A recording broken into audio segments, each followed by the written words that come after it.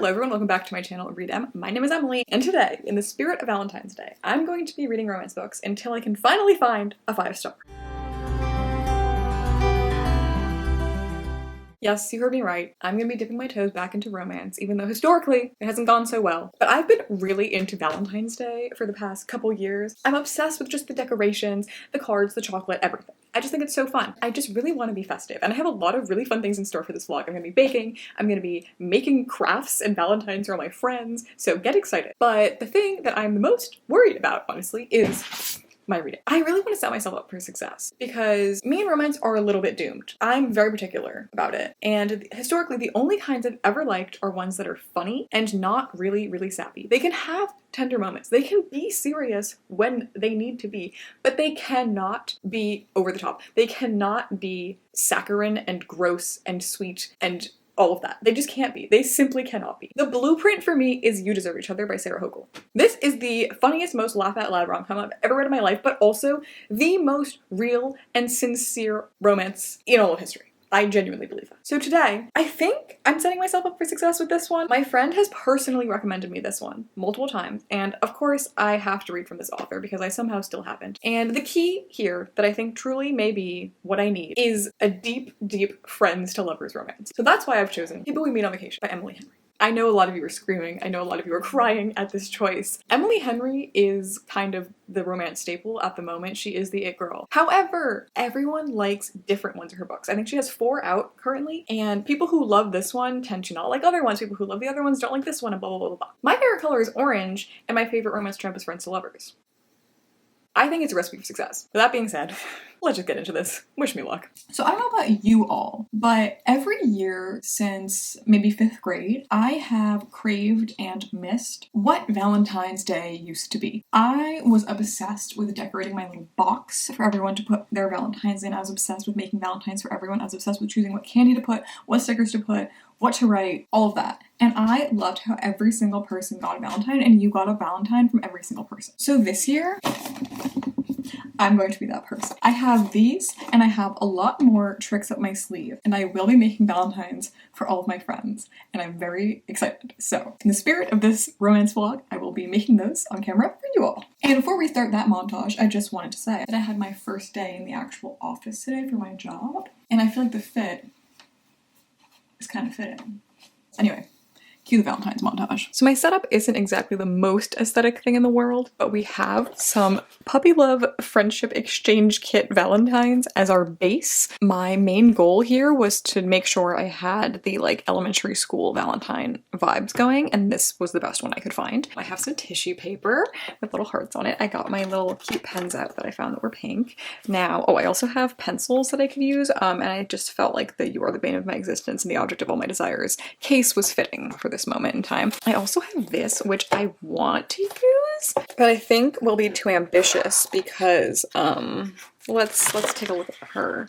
She's a fountain pen with ink that I don't know how to use, and my art skills have been on record described as, and I quote, rubbish, so I don't think that this would be the safest idea, but it's so pretty that it makes me want to use it. Anyway, then we have this like wax melter, which I also have ambitions about because I have a wax seal kit and it's pink as well. And the little thing is like a little fox, and I'm okay showing all of this because when I post this, all of my cards will already have arrived, so I'm not spoiling for my friends, but I love it. I have to figure out how to use that. I'm so excited. And then I'm gonna be shipping some gifts too for my Lord of the Rings lover friends. They're gonna die when they see these. I'm so excited. And then I have so many stickers. I got this like holiday sticker collection thing. I also have like stickers I found from my childhood, and then this. This is my sticker box I've had since I was like 4 years old, and I have collected every sticker I've ever found in my life in this thing because I used to, obviously, you know, childhood anxiety, would never use a sticker because that means it would go away forever and then you'd be disappointed and sad and you would start crying.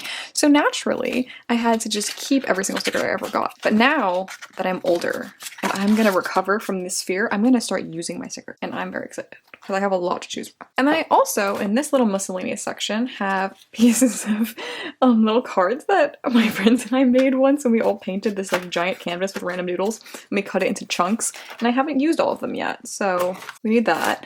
And then I also have this like random journal, which I've never used, but it has really pretty like random pages, and I kind of just want to use some of them as cards. Oh, and then I also should go down here, this bad boy, because one of my friends that I'm saying stuff to likes Doctor Who, so we have to use that.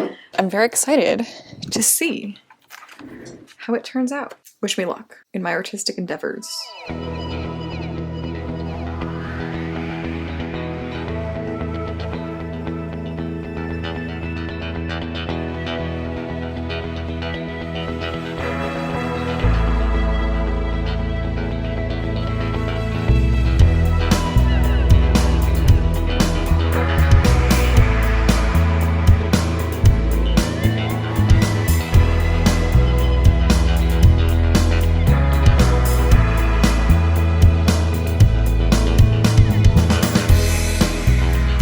Tell me I didn't eat with this one. This one is perfect. Look at her. Luckily this is for Olivia, who is the most aesthetic of all of my friends, so I'm very glad that one turned out like that. And I'm so sorry, Morgan, for my first attempt. But look at the growth. Look. Look at the growth. The station is chaotic, but we achieved greatness in the end. Okay, I really shouldn't film this clip right now because I have to wake up so early to commute tomorrow, but I need to update you all on my progress. I started reading this book today, and I read 126 pages, essentially in like 2 sittings. We have a very promising novel on our hands here because Emily Henry gets Friends to Lovers. She simply gets it. And a lot of people don't get it. This book is truly my taste so far. At first I was a little bit wary because some of the dialogue, this is just a pet peeve of mine, some of the dialogue is like so clever that it doesn't really feel realistic. Like, who is coming up with like really clever similes on the spot? I don't know about that, but that kind of toned down a little bit, and now I'm just eating up the comedy. I also love the dynamic between Alex and Poppy. This is Alex, this is Poppy.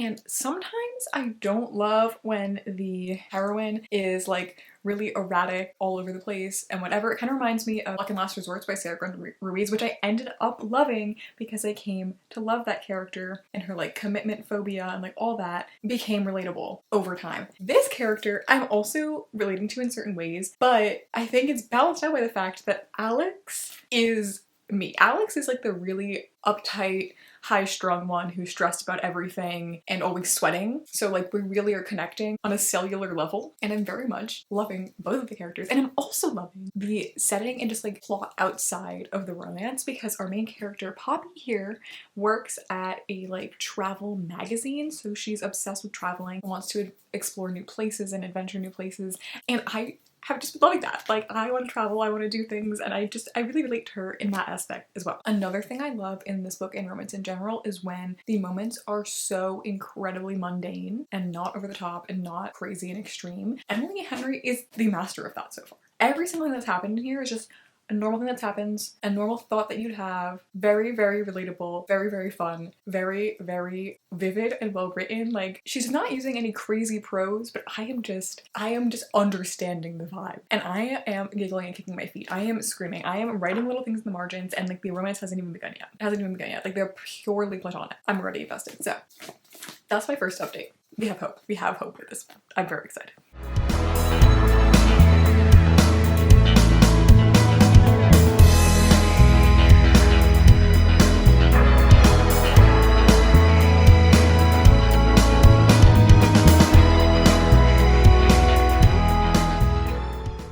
Unfortunately, I somehow only had this side get 1 layer instead of 2, but I'll just dip whatever side in white chocolate and no one will know anyway.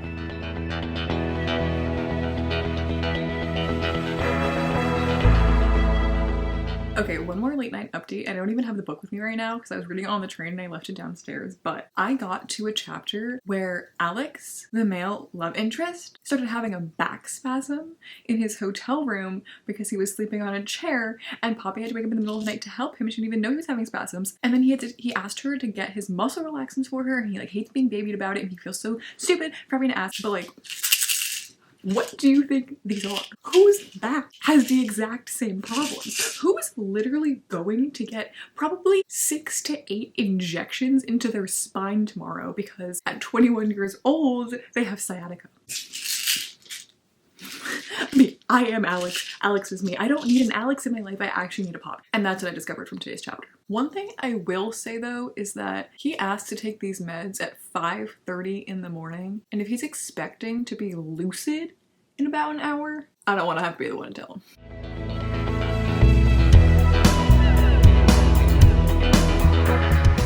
So we attempted to form these into hearts. We're gonna use that term loosely. Some of them look better than others. And when they bake, we'll just see what happens. Here we go. This one's more of an anatomical heart.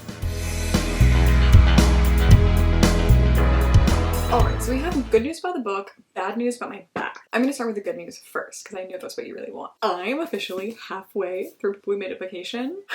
I am eating it up. This is Friends to Lovers. Emily Henry knows what Friends to Lovers means. I don't think I've ever read a Friends to Lovers that actually was Friends to Lovers, and this is just proving that to me. This is the blueprint of Friends to Lovers. I'm so sorry to any other romance I ever claimed was. I don't even know if I really read any, but this is what I've been missing. This is what I've been wanting. This is what I've been needing. I love the way this book is structured as well. It takes place in the present vacation that they're on, and it also has flashbacks to every other past summer trip they've gone on together, which is just so fun. Outside of the romance entirely, it's just so fun to be able to go to a different city in every single one of those chapters, because I love travel, I love reading about travel, and it's just so nice from a escapist perspective, not even about their relationship. But then in terms of a romance perspective and the friendship perspective, these two are genuinely best friends, and Emily Henry talks about the Friends to Lovers dynamic in a way that I just haven't seen addressed as perfectly ever before. For example, this book is from the perspective of Poppy, the female main character, and she keeps bringing up the 5 to 15% of their friendship that's a what if. It's a very small percentage, but it's always undeniably there. But at the same time, they talk about other love interests to each other because they're genuinely best friends and they want the best for each other and they're genuinely curious, but then it causes a little bit of jealousy subconsciously, which then you feel bad about because you just want the other person to be happy. You don't want to make things weird. It's a whole messy mess, but it makes it so real and so much better. They're on vacation. They're going through little hiccups. They're taking care of each other in funny ways. They're goofing off. They're making funny stories and making up things about each other to tell people on these trips. All of it is just so realistic and none of it is over the top, which I hate. This one balances it perfectly. It is so funny, and the two main characters are both sarcastic. Bless. Praise the Lord that they're sarcastic. Obviously, they're also genuine to each other. They care about each other. We get it, we get it, we get it, we get it. It's in moderation. It's in moderation. It's appropriate. I'm obsessed. Also, we're starting to get to the point, we're only halfway through, but we're starting to get to the point where things are being said that just could be read certain ways, and the will they, won't they, the questioning is really keeping me going, because will they, won't they? I think we all know the answer to that. The question really is, when will they? Also, we keep getting references to their big falling out in Croatia, and we don't know what happened in Croatia. We just know something happened. We're starting to get some inklings, but there was one line that Miss Emily Henry dropped in here as a little teaser as to what may have happened. The way she phrased it. Someone needs to tell me what happened in Croatia. I really want to know. With the good news out of the way, getting a little quick update about my back in case anyone's curious, which I don't think you are. In the last clip, I said how I was about to get my injections for my back. It would have been great. I have a herniated disc for anyone who doesn't know. I went to the doctor today and they were like, you are losing control of your left leg. This is worse than a herniated disc. You need to get an x-ray right now. And I was like, okay. So I got an x-ray, I'm gonna get MRI soon, and then I'm probably gonna have to get an epidural, which just does not sound pleasant at all. Apparently the needle is so long they have to watch it in an x-ray internally inside of you. I'm gonna have to hope this alleviates some of the pain because pain meds aren't working. Anyway, I'll see you in my next update. Once I finish this, I'll probably be screaming at some point. Maybe we'll have a montage. Anyway, cue that. I finished the book and we are gonna need to dive into spoilers. I simply cannot convey all my feelings about this without conveying all of my feelings. But first, don't worry, for all you non-spoiler people, I'm gonna give you my little review. I think this was a very successful experiment because on Goodreads, I will officially be rating this 5 stars. However, that being said, my technical rating is a 4.5, but I always choose whether to round down or up or not on Goodreads because you can't give half stars. So this is a 4.5 from a technical perspective. And I will be giving reasons as to why, but just know that this is an incredible success. for me. It would be rounded up to a 5 because in my heart of hearts, it has all the ingredients to be a 5, and it has so many moments that are a 5. I just wish that the ending lasted a bit longer and things didn't happen so quickly. I'll really dive into that in my spoilery little discussion part. But just in general, from a non-spoiler perspective, I loved this for so many reasons. First of all, it has my favorite tropes. I've gathered a pile here of my favorite romance books that I've read. Also, remember Luck and Last Resorts. I don't own that one, but I do love that one. That's a 5 stars. So my only 5 stars are Luck and Last Resorts, The Romantic Agenda by Claire Kahn, and You Deserve Each Other by Sarah Hogle. This one is my favorite one of all time. And I do really desperately want to reread it because this is the blueprint. I also really love Just Like Magic by Sarah Hogle. This one was 3.5, but I still liked it. And I've also read her other one, of course, Twice Shy, which I think I also give it 3.5, maybe a 4. And then this is the other one that I also truly love. This is a YA romance called The Summer of Broken Rules, but if you love the travel and like summer elements of this takes place on Martha's Vineyard and is everything the Summer I Turned Pretty wishes it was. This is the Summer I Turned Pretty, but actually good. So this book truly just combined all the amazing elements of the things I liked. For example, we have the vacation vibe. We have the laugh out loud comedic moments. We have the second chance romance. We have the friends to lovers, the slow burn. You can see why I rated both of these very highly. This one, while the actual romance isn't friends to lovers or second chance or anything like that, there is a really, really, really important platonic friendship at the heart of this story, and there is like a long-term pining between best friendship going on that's not the actual romance, and that aspect is a huge element of this book and is part of what I loved so much about this book. There's a lot that I love about this book, but that element is what's kind of in common here, even though that's not the romantic element in this one.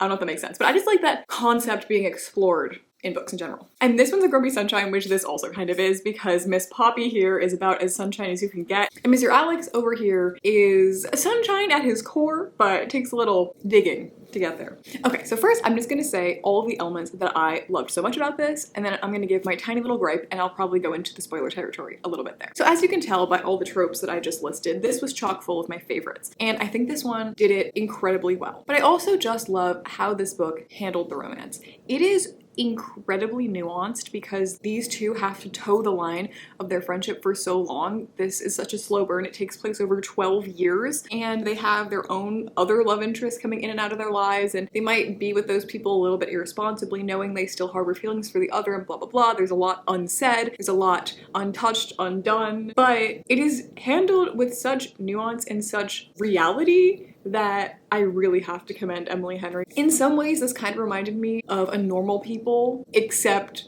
not depressing and also funny. But I feel like that's not something that I can often find in like the rom-com genre compared to like a literary work of fiction. And while the prose of this and the tone remains much more lighthearted and commercial, it still digs deep into pretty complicated feelings. And I mean that both in terms of romance and in terms of just finding oneself and life and being lost and just the whole personal journey of Poppy specifically. I also really like that this book is only a single POV. It's only from Poppy's perspective. I know a lot of romance readers don't like that. They need a dual POV to hear what's happening in the brains of both people. But I honestly really tend to like novels that are only from one POV. I'm pretty sure all of these actually are only from the girl's perspective. I could be wrong. I'm struggling to remember, but definitely some of these are. And that is, I think, generally what I prefer. I kind of like the element of mystery of not knowing what the other person's thinking because it feels more realistic, because in real life you never know what anyone else is thinking. Okay, but now to just get into my tiny piece of gripe with this. While I am obsessed with how intensely slow burn this is, like we get far in this book before any actual romance goes down, but once we get to that point, I feel like things happen too fast and we don't get very much satisfaction of seeing them actually together. Okay, and I'm gonna put a little thing on the screen right now because I'm gonna dive into spoilers to get into real specifics for those of you who want to know. So essentially, we find out over the course of this book that Poppy and Alex have actually loved each other and been in love with each other for almost their entire friendship, for all of their 12 years. And no matter when other people came in and out of their lives, they were always secretly harboring feelings for the other one. And this caused a lot of problems, and their main issue was just a lack of communication and kind of a lack of self-confidence and kind of just assuming that the other person wouldn't want them, or assuming that the other person would want something different with their lives, and they weren't a good match even though they've never actually directly talked about it. Again, very much giving Normal People. And we get references throughout the entire book of the Croatia trip where something went went down that caused them to not speak to each other for the past 2 years. And it's kind of implied that maybe they hooked up or something and one of them or both of them reacted badly to it and panicked and never spoke to each other again for 2 years. But you never get to hear directly what it is until we get farther in the novel. So essentially, we get all the way to the point when they finally get together, and right after that is when you find out about what happened in Croatia. But first, I want to talk about how they got together, because I think if you're gonna build a slow burn over 12 years of their lives, and you're gonna have them consummate their non-relationship because it was just too hot in their Airbnb, they were just so frustrated that it just happened, like, I don't know if I believe that. Because then immediately after that, you get to find out what happened in Croatia, and all that happened there was they got drunk and they started kissing, and then Alex was like, oh my god, this cannot be how this happens, like, this is not special enough, but he didn't communicate that. So then Poppy thought that he didn't want it, and then she just tries to play cool, but then really, because she tries to play it cool, he thinks it didn't mean anything to her, blah, blah, blah, spirals out of control, right? Right, we get it. But I don't understand how these two hookups were really that different when they show the Croatia one as being something really bad that ruined their like relationship, versus the one that happens in the present when the next day they also don't address it and don't talk about it, and they kind of get scared again that the same thing is happening. But then because they actually do speak a little bit, then it's okay because they actually talk about it and they realize that they do like each other, blah, blah, blah. But like, I don't really understand how it didn't feel as cheap the second time when it kind of was as cheap the second time as it would have been the first time. So I'm a little bit like unconvinced by that. Like, I really felt like the moment didn't have really any hesitation or like, oh my god, this is actually happening. It was just kind of like, oh, okay, 12 years of terror and now we're fine with it. Like, I don't know. I was hoping for something more. It wasn't bad by any means, but like, if we're that stressed about it, why was it that not stressful? And then, to go beyond that, that's the tiny little gripe I have, I also think that once they actually get together and once they have the little third act breakup explosion, which happens in every single romance book, when they do finally come back together, that happens in the last chapter. And then you have a little epilogue that was cute and all, but like, you're telling me we read all this for maybe 20 pages of them being together? And I know people read romance for the buildup, like so do I, but I'm a little bit like concerned and not feeling super confident in the trajectory of their future relationship. I don't know. I would have liked to have had same amount of slow burn, but then just like more at the end. Like, I think it just ended very abruptly, and I was a little bit disappointed by their actual getting together moment, because it didn't really feel very different than the time that had supposedly traumatized them. Now that the non-spoiler people are back, I am very, very happy with choosing this as the romance book I read for Valentine's Day, because it was a 4x5 and I'm rounding up to a 5 on Goodreads. It's hard for me to find a romance book that I really like, really love, and this was one of them. And I am curious to read more from Emily Henry, but I'm a little nervous because I think historically people tend to like specific ones from her.